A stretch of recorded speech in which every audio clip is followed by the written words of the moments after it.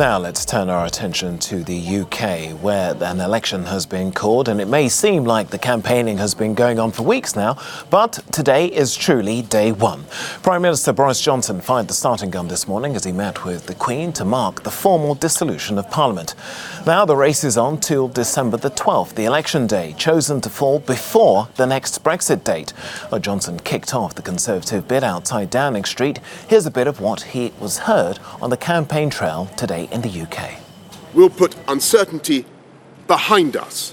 Families and businesses will be able to plan.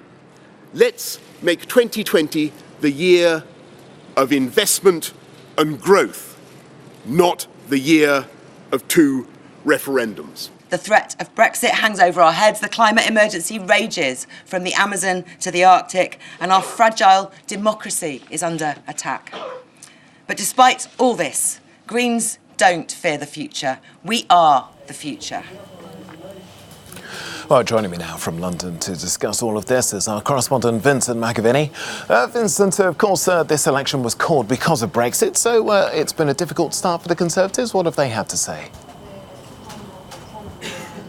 Good afternoon, Tokes. Yes, as you said, this is the first official day Parliament is dissolved. But in the past 24 hours, the Conservatives have gone from one gaffe to another, and some of them quite serious. We had the comments from Jacob Rees-Mogg about the Grenfell fire, saying that it was common sense to have ignored the firemen's warnings to get out. He had to apologise for that. Then an MP, Andrew Bridgen, doubled down and said that we want clever people like Jacob Rees-Mogg in government, and he thought what he said was fine. He had to apologise. We've had a video that has been misedited, many people saying that it is doctoring the Labour opposition, and the Conservative chairman James Cleverly had to go and do a pretty robust media round this morning where he got picked apart by this, at one point failing to then turn up at Sky News, and he was empty-chaired. And if you look as well around, they have also had a member of the government, the Welsh Secretary Alan Kearns, having to resign over allegations that he knew about disruption in a rape trial by a former aide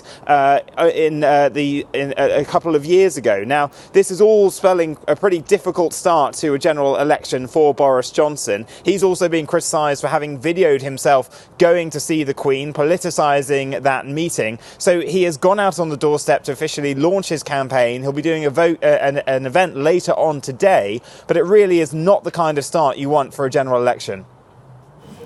Vincent, what about other parties? We heard earlier just then from Sean Berry, the head of the Green Party, calling on the UK out over the climate emergency. How are the other parties, though, trying to distinguish themselves?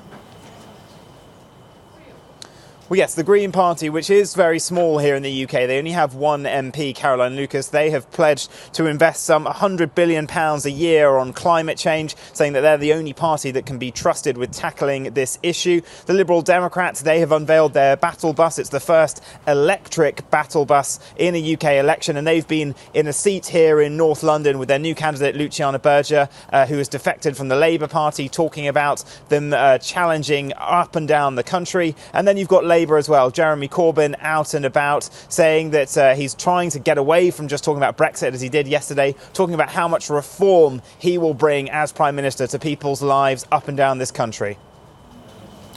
Vincent McAviney there with the latest from London and the start of that UK election campaign.